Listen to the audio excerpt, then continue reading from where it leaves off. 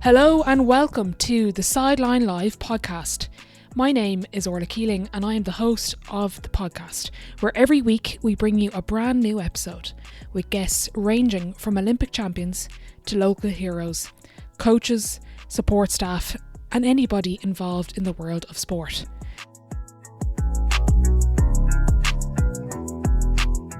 Each week we will dive into different topics, including current affairs in sport, identity, skill, mindset, coaching, and also shine a light on those flying under the radar.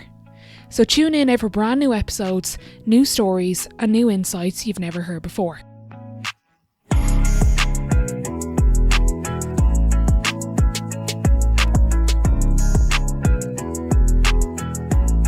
Okay, delighted to be joined by one of the world's best performance coaches. Somehow I've managed to convince her to talk to me for a little while. I'm going to try rob a few of her secrets. Dan Scott, thanks for joining me. Thanks, Ola. Nice to see you. Nice to be on. I think hearing Andrea Hudie on, convinced me to take part as well. She's somebody who I really respect and look up to. So thanks for having me on. Yeah, she's definitely a legend. You've been part of an amazing career trajectory and journey with so many teams. I'll start with my favourite question. What separates the best from the rest? Oh gosh, that's a great question.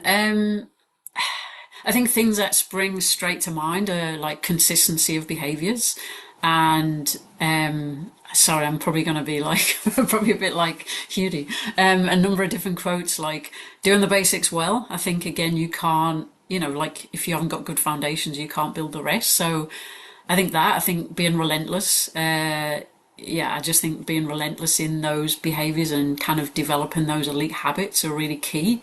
I think like the mental component is so important as well, and one kind of being mentally tough, mentally strong enough, because the elite environment is not an easy environment. It's a brutal environment. It's intense. It's you're always competing for places, and especially when I worked for the 10 years with the US Women's National Team. If you had an off day or an off game, there was somebody there almost, waiting to take your place in the next game. So you almost always had to be on it. So that mental resilience, toughness, kind of being on it is so important and key as well. I just think those consistency of habits and behaviours, because you take a session off or a day off and, there's always somebody who might potentially jump ahead of you. So you almost have to be on it all the time. That was something that came up. I was listening there today to your interview with Kristen Press and Tobin Heath on their podcast, and they were talking about how you were in the snack room, late at night or early in the morning doing the smoothies. Even from your saying there, being on all of the time, not just for players but for a practitioner like yourself, managing the likes of a camp, but also the ups and downs with a team, just your own kind of switching off. How do you do that? Yeah, no, I think like I've been involved with women's football for 25 years, and 25 years ago there wasn't specialists in all of the different areas, so I was the high performance department, right at the start. And again, when I started that with England, it was doing it across all of the different youth national teams with England as well, until Naomi Datson came in, Ellie Mabry, and they started supporting some of the kind of younger teams. So initially we were doing it all. So I think, and guess my thing is, I'm from a working class background, so just working hard is what you do. And I always had a term, and with the GB team going into the 2021 Olympics, spoke about just getting your shit done. Always had this kind of joke with Steph Horton of like, get your shit done, because if you're not doing the basics, you're not gonna almost be recovered and ready to go. So I just think like my big thing is always looking at the individual player and what can support them and what can help them. And for years, yes, I made the protein shakes, the recovery drinks, and I've since had conversations with people of, should you have been doing that, because actually you taken the ownership away from the player, the athlete. But my big thing always was, if I know something will help or accelerate the recovery, then I want to support them and do it, even if that maybe does take away from them owning it and doing themselves. And I think just that relentless pursuit to support everything. And I think one thing I would say, across my time with the national teams especially, was I'd always protect my gym time and my sleep.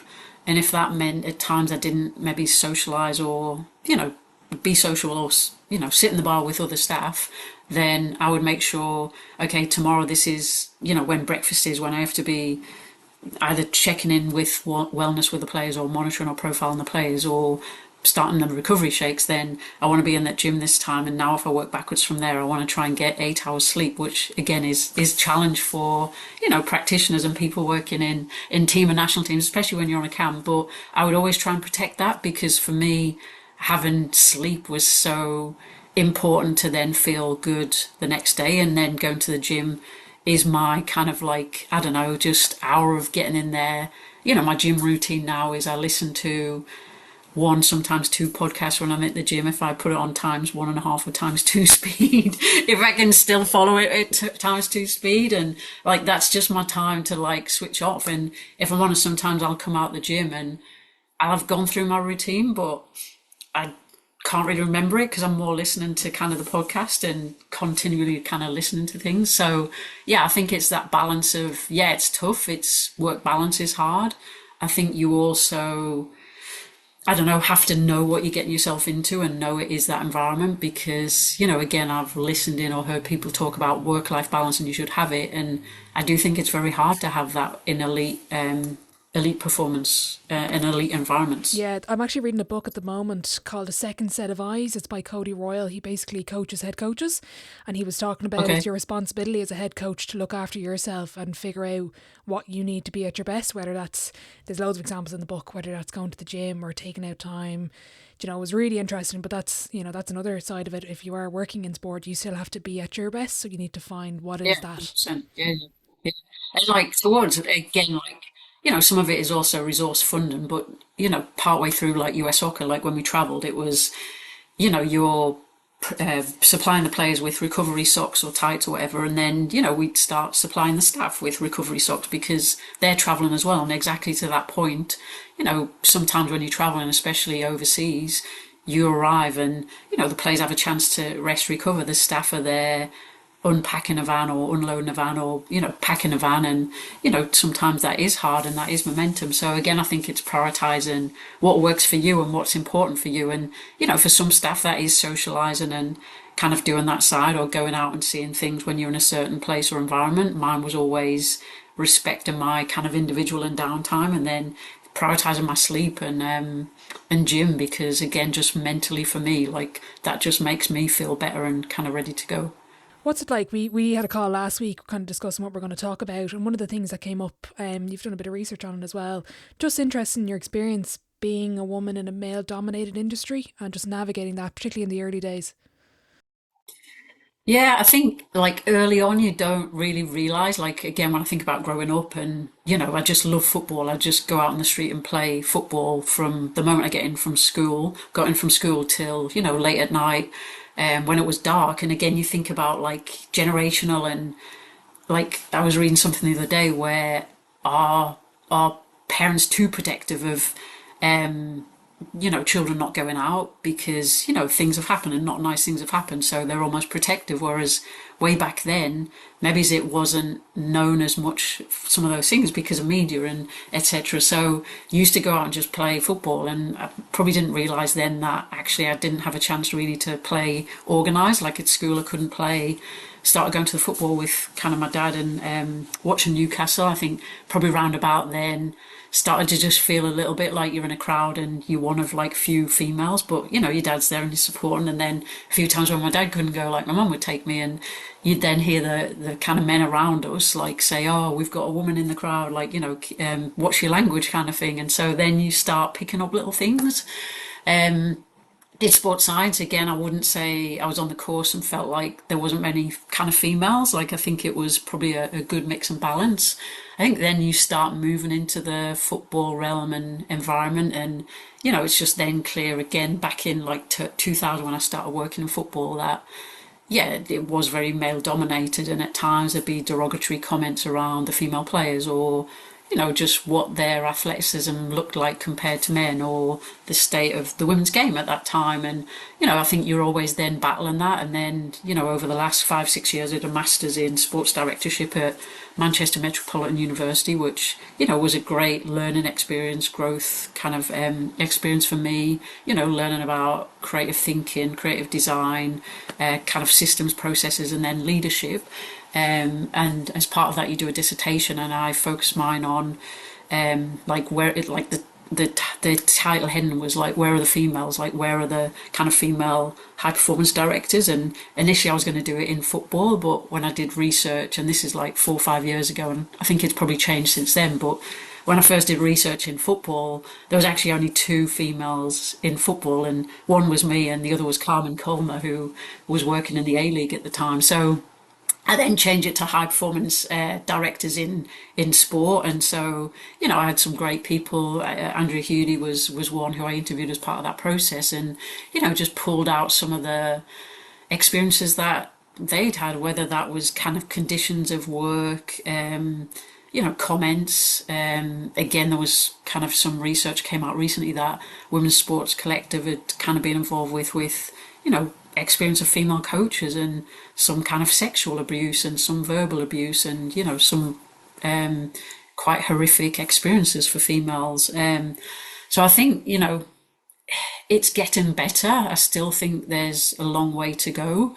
I think the elite female athletes, I think, are doing an amazing job to keep pushing kind of like females forward in terms of that parity piece. I listened to a podcast actually this morning at the gym. Abby Wambach, Julie Fowdy, Billie Jean King, and they spoke to Ilona Mayer, the rugby player, and she spoke about her social media and some of her experiences growing up, and some of that is society, some of it is gender. I remember when the England women's football team won the European Championships in 2022, and people were like, oh, like sold out Wembley, and then people would say, yeah, but when they get home, like their grandparents will say, yeah, but that's just because it was the European Championships final, like they're not going to keep those crowds going. So there is also that generational change, and the movement of what we're seeing, like women's football, and you see Arsenal now consistently, the women getting 30,000 crowds at the Arsenal Stadium and selling it out on the times they played there last year. But then you also see the social media abuse and coverage of Jess Carter and what she experienced during the European Championships, and then she obviously spoke about that a bit more recently. And then I even, read yesterday, Chelsea women got beat 5-1 by Manchester City on Sunday, and again, a lot of the players and coaches and whatever got some kind of abuse on social media. And so, again, I think until there's governance there or control there, like some of that is a free platform, and those keyboard warriors of kind of sitting there and doing that. And so, again, I think we've come so far, but there's still so much further to go. And yeah, I think until we put things in place, governance or control on some of those social media platforms, or like say in terms of like female coaches, again, where are the female coaches? Or, there are now more female high performance directors. But again, if you look at percentages in relation to male, like it's still quite low. So I think you have to have resilience. You have to have a thick skin. You at times have to feel more confident in your own knowledge, understanding, ability than maybe as a male practitioner. We are also seeing, especially in the NWSL, I feel like because there's more investment and resource in those clubs, they have bigger high performance departments, so there's more jobs available, and you're seeing either more male practitioners or males coming from men's sport. And so again, I think we need to get control of that, of give females a chance. Like female role models are so impactful, and as a girl, if you can see it, you can be it. But if you're not seeing females as role models, whether that's coaches, but anything in sport, again, it's not just head coach and players. There's so many other roles that you can be. It's great to see so many female players as commentators, pitch side, in the studio, leading match of the day, etc. Watch Karen Carney last night pitch side with Ian Wright for the Arsenal Chelsea game, and I think it's just great to see that, and we just need to keep that momentum going, but then also control some of those derogatory comments that are made that are out of control. Yeah, 100%. One of the things that came up in that interview with Christian and Tobin was around the considerations for women training at the elite level. You were talking a lot about the menstrual cycle and kind of the kind of protocols you had implemented with the women's national team at the time. Just interested, like that's a very much a developing space. A lot of research coming out at the moment just with kind of the headlines of all the ACLs at the moment, particularly in women's sport. A lot of people are kind of linking it to menstrual cycle. Just interested in your thoughts and experience and research on considerations for women training at the elite level. Yeah, I think it's so important that we put the female lens on everything that we do across the whole spectrum of, performance and health support. And again, I think that piece of where we've got more practitioners coming from men's sport, I feel like they don't have that applied female lens. So I think that is really important. I am doing some work with FIFA, a project that we've been working on for 4 or 5 years that is education content across 14 different modules, 4 different levels that has some of that female lens focused education. And hopefully in the next couple of months, that will be out there available, kind of, globally accessible so that we can start a movement, because it's not just like a change, we need a movement and people to understand, whether that's players, coaches, practitioners, anybody involved in women's sport. So, I think that's important. I think myself, my subjects at A level were maths, physics, electronics, so very heavy STEM.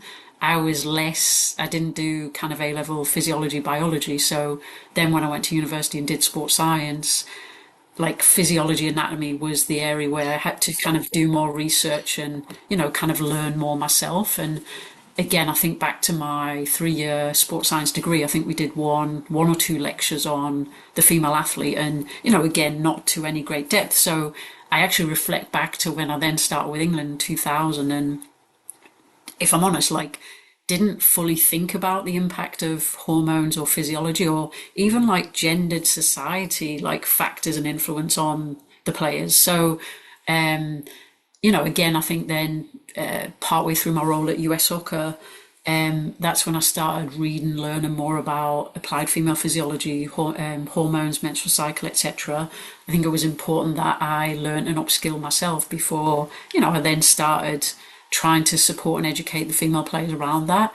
I think the other piece in terms of like female health support takes the full multidisciplinary team. It's not just one. I think if it sits just in medical, that's very much siloed, because it's way beyond that. It's that full complement of support from the medical, the female health in terms of what are you tracking and monitoring.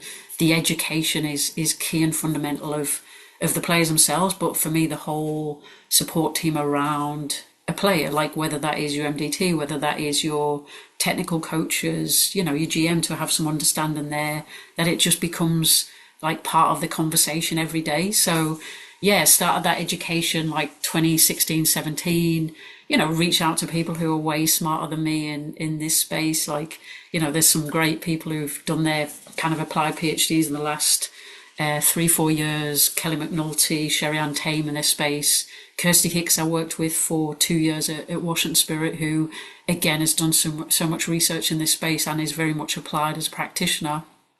So again, leaning on those guys in terms of like their knowledge, their application. If I'm not sure, reaching out, asking how they might present something, I think is key. And then with the US, we started with exactly that, like an education session across the whole women's pro league, the NWSL.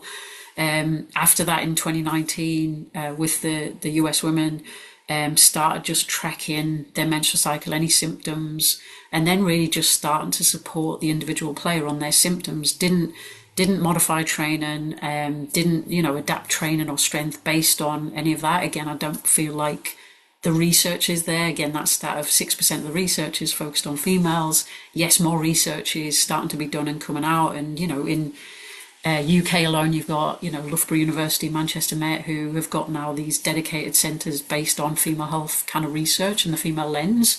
But it also takes time to translate, and sometimes that can be, 10 to 17 years. So again, we need that research to come through so we can translate it into actionable insights. So for me, initially, it was tracking and monitoring the individual player.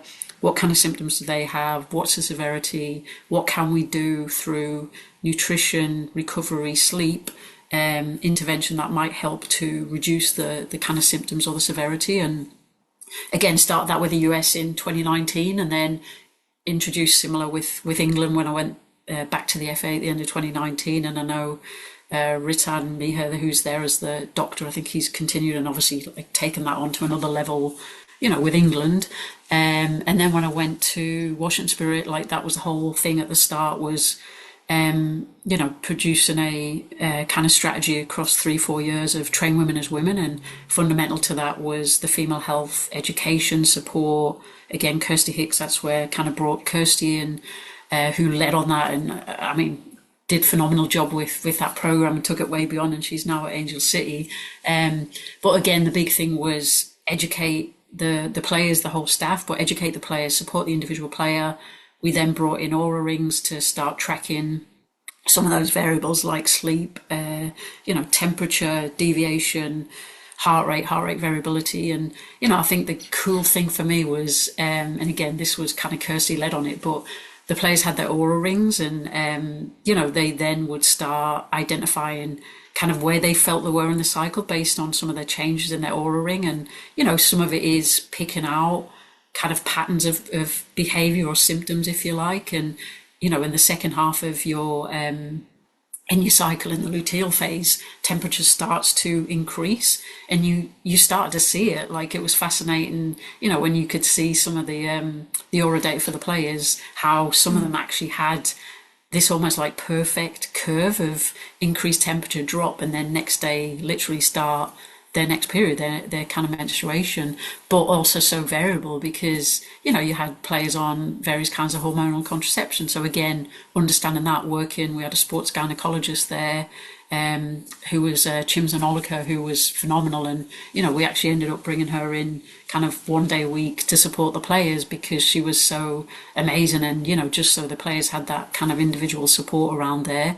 But again, like I say, so individual. And, even things like menstrual cycle kind of number of days, like menstrual cycle length, again, like, typical physiology textbook talks about 28 days, but again, the typical range is 21 to 35. But, we've seen players across that time where, some of their cycles would be so elongated, like 100 days plus, and actually you would then correlate it with when they might be in like a selection phase for national team competition or tournament. And like the stress of that, even when I was in England and we had the players, they started to kind of wear the aura rings and we were starting to track some of the menstrual cycle kind of symptoms and information during kind of COVID. Like the lockdown period was just fascinating, seeing some of the kind of variation in symptoms and cycle length. And again, you think about that time where was stress like higher or lower, like probably higher from a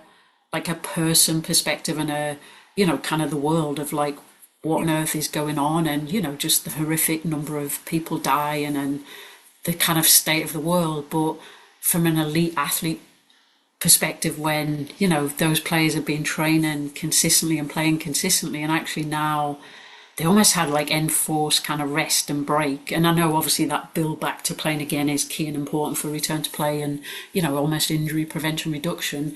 But you did almost like see some of those players actually come into this recovery phase. They were still training, doing their individual plans. But again, it was just fascinating to see some of the impact and changes there on, again, menstrual cycle length or kind of like symptoms and symptom severity. And but again, it's massively individual. You've got a squad of 23, 25 players, and each one is individual in terms of that hormonal profile and symptoms and severity and how you should support each of those players. Yeah, it's a topic we could probably talk about for about 3 hours. It's just, you can see I suddenly kind of came to life during that. I know, but it's so individualistic, and it's probably just going to get, the research and the evolution of it is going to get, it's just going to, the more money in the research that goes in as well. The other thing that we spoke about last week I want to bring up is the framework for mothers in elite sport. I know Alex Morgan has been a big champion of that, obviously with her experience and her profile in the States.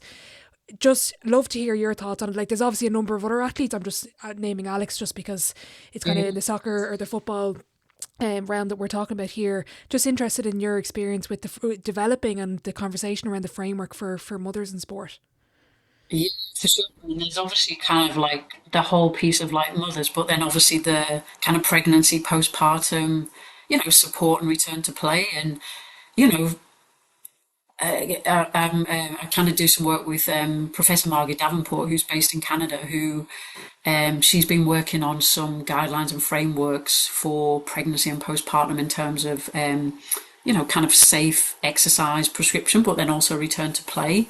And it's interesting. I actually messaged with Alex kind of in the last week, and I asked her about kind of like when she was after she had her first baby she pregnant in 2019 after the World Cup, and then had Charlie, her first baby, kind of in 2020. And she just messaged back how she literally had to search on the internet of how to go through that return to play process. And so again, that's key and important.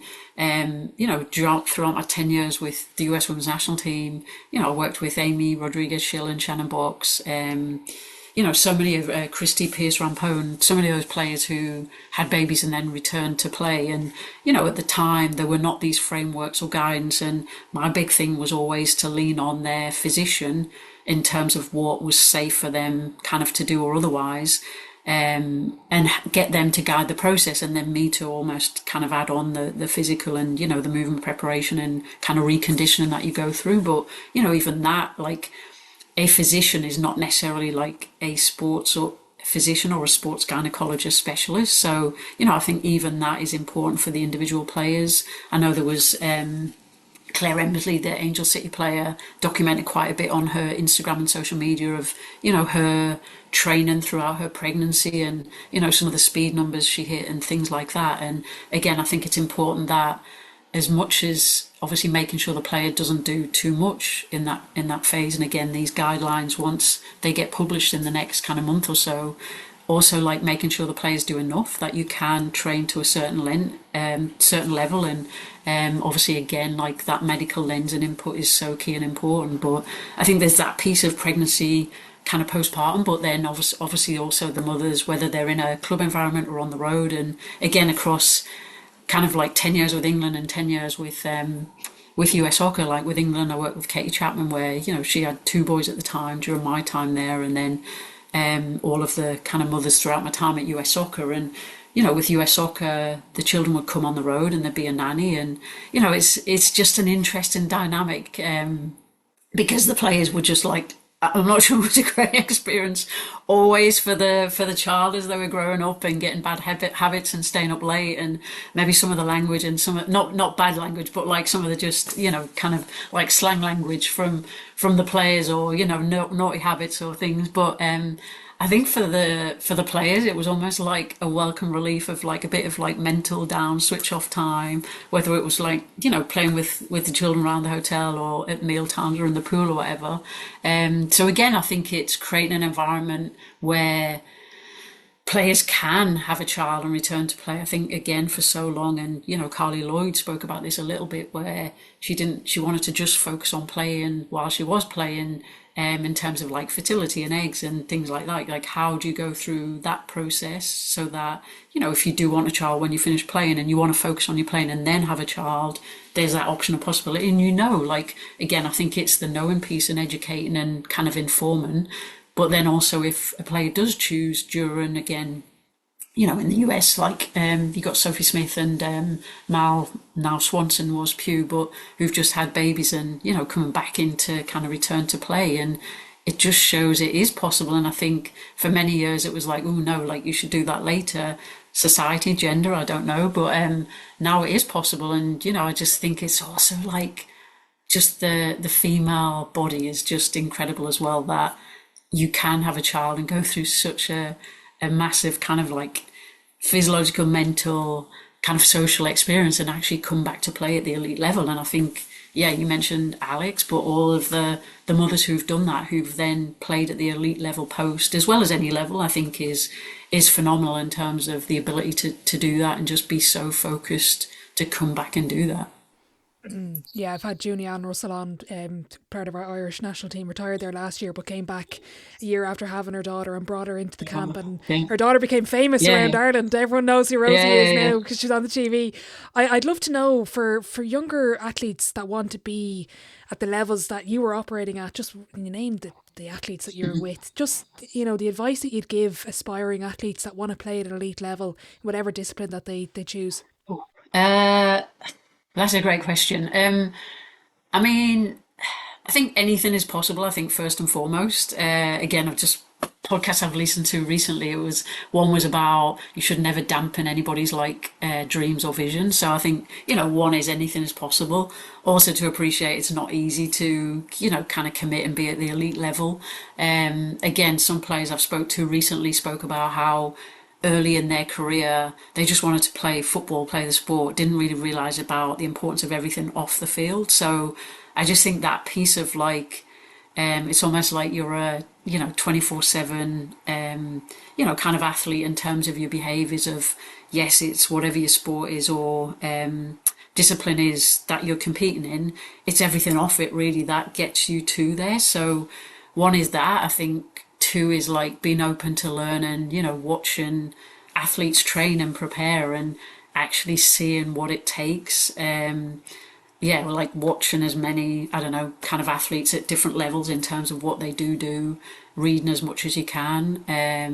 Like dreaming big. Again, I think it's that piece of like role models, like, again, if you can see it, you can be it. And so, again, I think that's what's so phenomenal. And again, I'm biased at football, but, young girls seeing all of these amazing role models that they can kind of achieve that now, where, again, I think back, even like 20 years ago, that wasn't like again social media, TV coverage, media, etc. Like you couldn't see that. Like again, I think back 25, 26 years, and I almost didn't even know like England had a women's football team because there was no press, no coverage, no nothing. Whereas now everything is out there, so you can see what is possible. And yeah, I think never dampen your dreams. Like chase it and kind of put your all into it. It's not easy, but again, you can compete at any level as well. You don't just have to be competing at the elite level.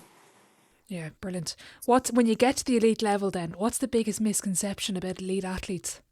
Uh, I think sometimes that these people are born like with the talent and that's why they are, but it takes so much hard work to get there and actually to stay there. And like again, I think about like some of these elite players who have 15, 20 years careers or 10 years with the national team and again, like to get to the top is like hard in itself. Like it's almost like climbing a mountain. To get to the top is hard. To stay up there is almost like even harder. So again, I think it's just that consistency of behaviors and, almost like always resetting your goals of like, okay, if you've achieved this, like what next? Like what is it that you want to get to kind of next?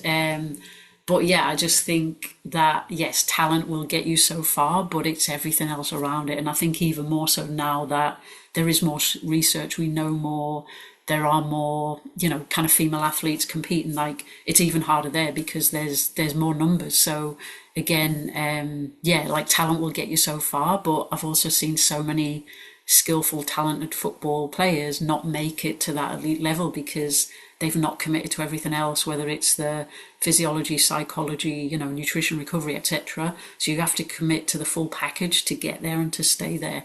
And the players, like again, I was fortunate with the US. I played with.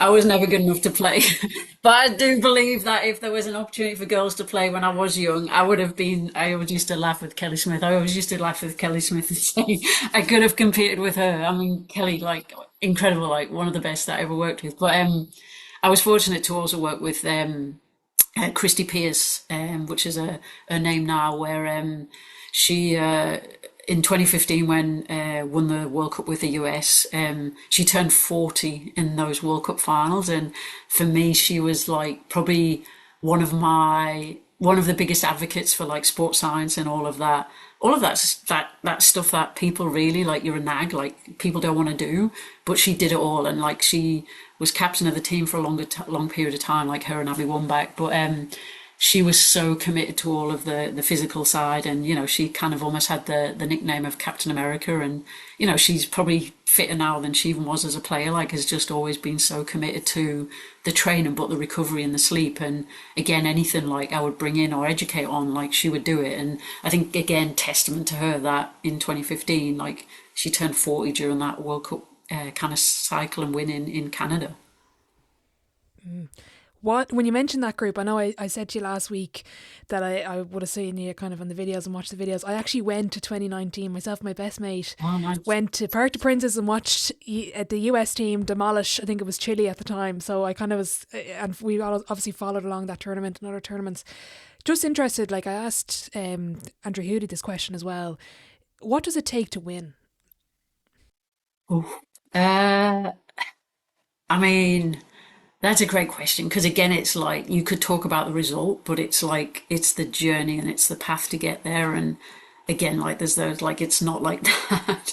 It's like that. And even for me, it takes everybody. Like, again, like you think about a tournament, it takes, like, again, in those visuals in 2015 and 2019, like we had this thing of like it takes 23, and then it's also like the team behind the team is the staff. And I just think that's so true, because you're 23 players, you're going to have some who are, the starters and maybe getting the most minutes, some who are your game changers and get some minutes, and then some who don't play at all.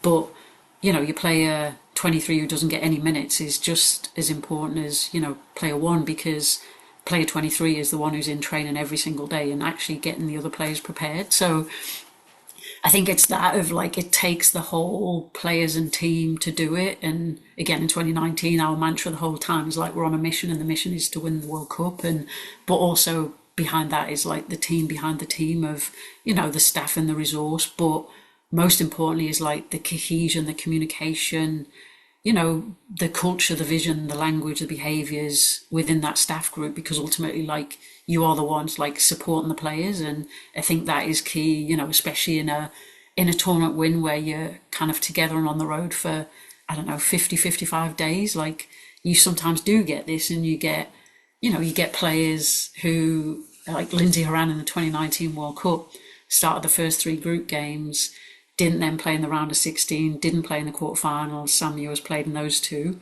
And she came in the semi-final and played 90 minutes and was a key part of England, of US beating England to get to the final. And then she didn't play in the final. So again, you have to be selfless as well, because again, in a team sport like football, you're not going to play every single minute and every single game, and that's what everybody wants to do. But you have to be selfless and think about the team as much as like yourself and the individual. I think of it as selfish in preparation and selfless within the group, Yeah. where you have to give up a bit of yourself to get where you want to go on that mission. That group described you as the secret to everything. So what is your secret? What is it like? What I bring to the table? What's your secret? What do you bring to the group? What makes you the secret to it all? It's a secret. I think it was just the piece of, and I've had the opportunity to connect with a few other players kind of like recently in the last few months. And, it's very nice, like some of the nice things they say about me. But I think it was just the attention to detail of, again, just looking at that individual player and what is going to impact their performance, and can we support, educate, intervene in any of those areas to support that individual. And again, like anytime I'd introduce something, I would, educate the players, like first explain the why. And, sometimes you just introduce something in it and it might not work. But, maybe as the science was suggesting it would, but actually you put it in practice and it didn't, or it would work for some players and not with others. So I think it was that piece. And I think the other part was like caring about the players as human beings. And, again, I feel like I always had a good sense of like where a player was, mood state or motivational, or what kind of support they needed. And I think that human element is so important. Like we talk about qualifications or, experience, a number of years or whatever your roles have been. But I just think that those soft skills and those human skills of being a good person. It costs nothing. Say hello to everybody. Like anybody you meet, your behaviours, actions, integrity, things like that. I think players would probably say that as well. Of like there was that human connection, because again we spoke right at the start. Those environments could be brutal because they're competing every single day. You know, they have a different relationship with the coaches. I think as compared to like performance medical staff, you almost see more of the players in like performance medical kind of spaces, areas. Obviously you're always very, very professional, but sometimes you hear different things for the players, and again it's always having that human piece of looking out for the players and supporting them, and ultimately helping them to choose which tools they should do to kind of be the best versions of themselves. Yeah, you gave a great line on the other podcast about it's humans, not spreadsheets. Mm. Wrote that down. I thought it was excellent. I asked Andrew this question as well. What do you know for sure about the work that you do? Um, that I don't know at all. That I feel like the more I read, the more I learn, the more I realize I don't know. And sometimes you have a little bit of like imposter syndrome of like, oh shit, like there's so much to kind of learn and know, and I don't know everything. I think what do you know is like everybody is individual, um, and again, like my, I don't know, 25 years I've worked in clubs and national teams. 1 year I went to the dark side and worked into Miami for a year on the men's side. Um, so all of my experience is pretty much like 24 years with female players, and I think even more so, like especially like the individual lens is really key for the female player, and from all elements of like support, the psychology, the mental, the female health, the physiology, the technical, tactical. Like I think the one thing I know for certain is that every single player is an individual, and you should treat them individually in terms of the support and care that you put around them. Brilliant. I want to ask a lot of my listeners in Ireland, we don't have a lot of resources. Give us a cheap or free way to give a professional feel to an environment. I think one is like actions and behaviors, like are free. Again, like how you treat people. Like I always say, treat other people how you want to be treated yourself. Like control the controllables of I can control how I speak, I can't control how you respond. If you say something derogatory to me, I can respond in the same way, but then I'm not staying true to me of who I am. So I think that's one. I think, just then like, I don't know, simple things like appearance or how you leave a space or a room.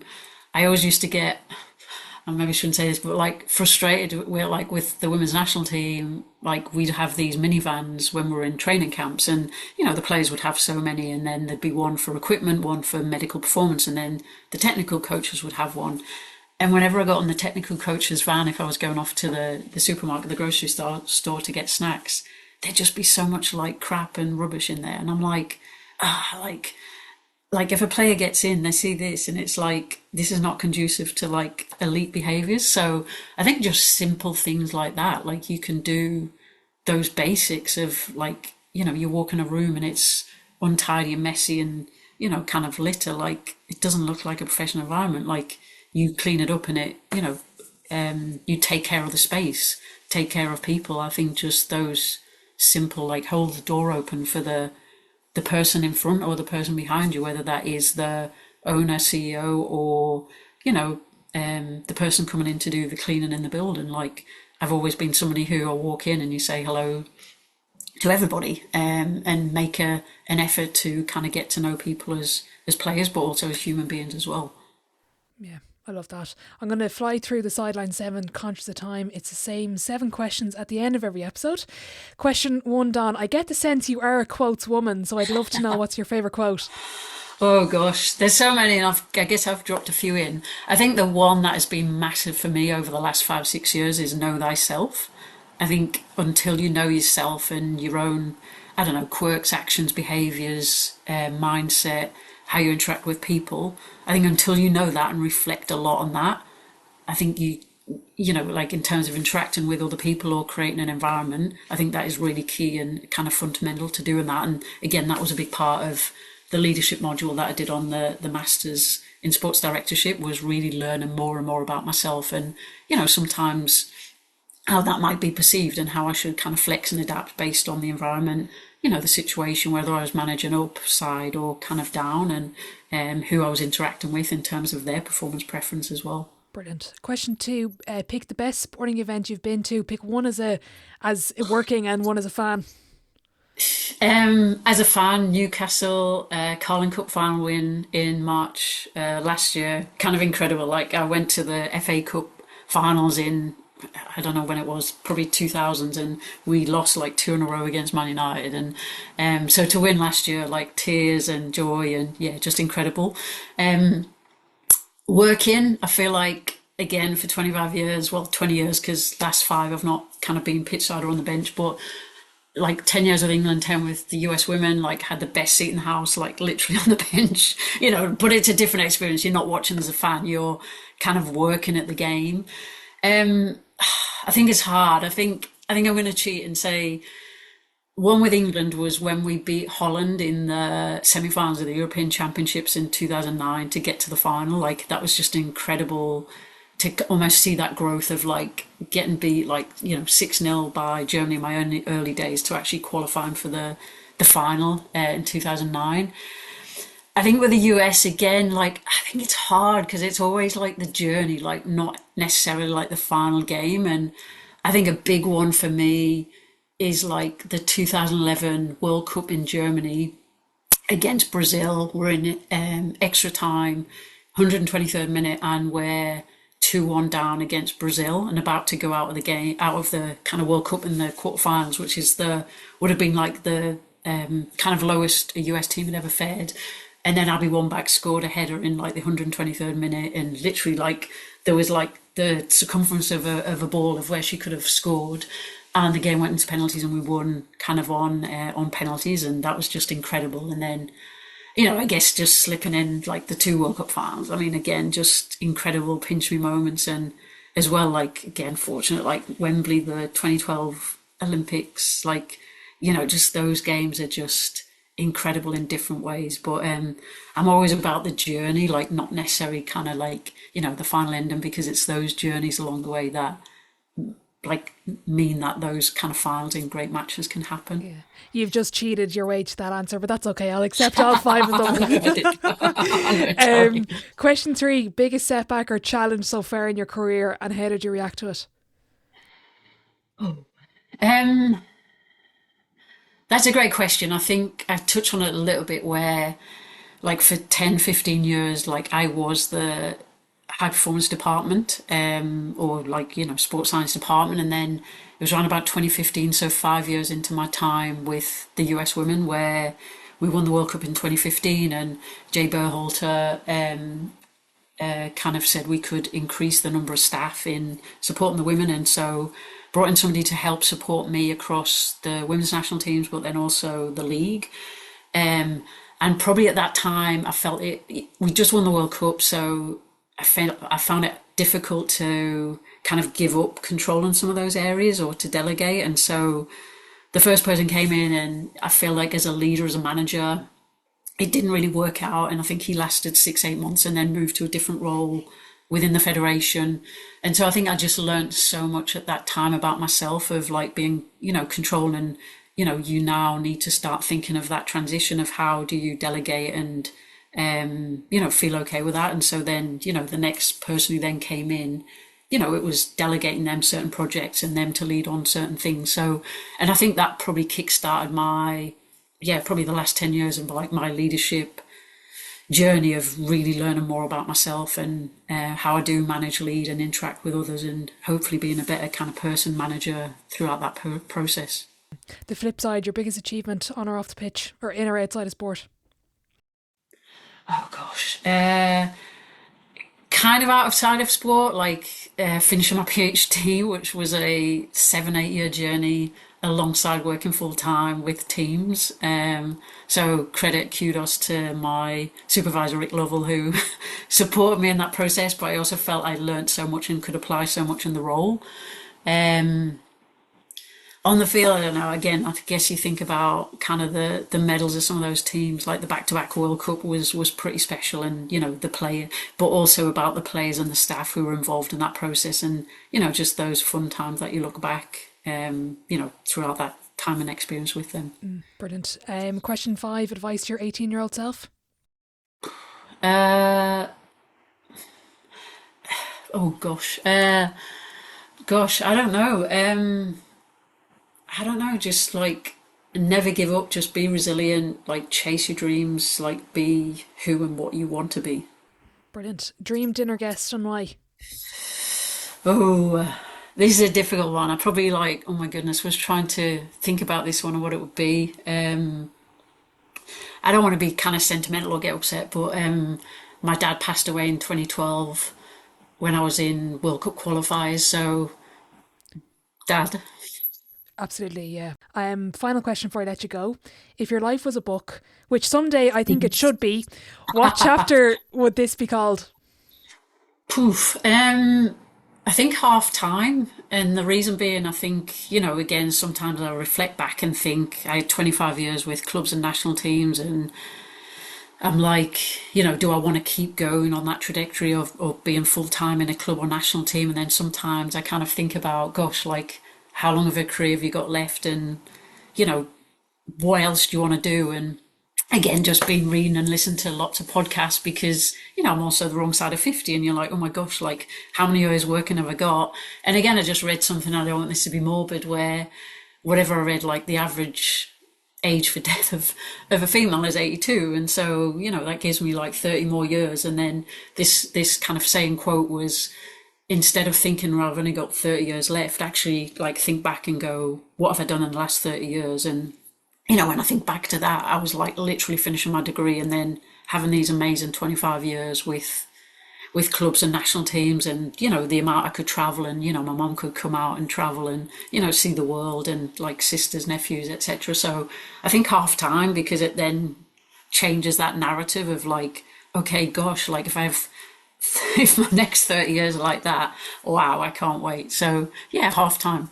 Brilliant. Well, I can't wait to see what's in the second half. I'm looking forward to seeing what you achieve. Don, thanks so much for your time. I really, really enjoyed it and got a lot from it. No worries. Thank you so much for having me on. I really enjoyed it.